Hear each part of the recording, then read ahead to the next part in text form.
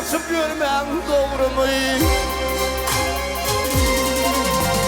Bütün aşım büyüşümde bu benim kuşumda gördüm seni karşımda yetirden atı yani.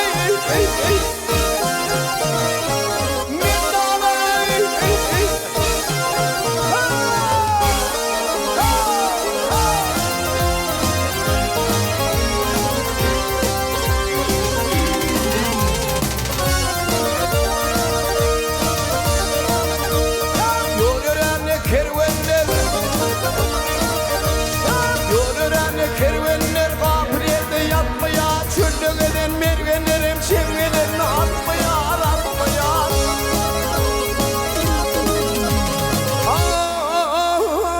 Üstümde kalır dertlerimin başımdan ötmeye.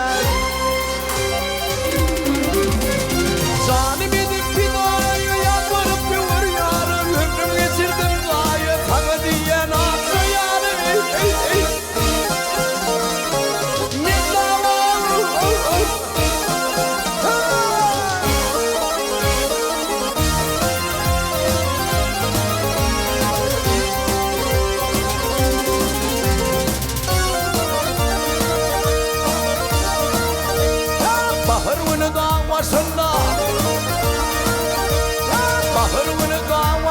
Lemmer lemmer bulutlar bulut oynap yollarımla çakısını çal.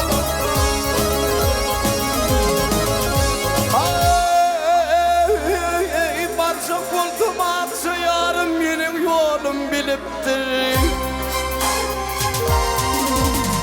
Beni yolda salmasam alır mal bilmedim. Hörüm beni valmasam bana bilmen atsı yarım.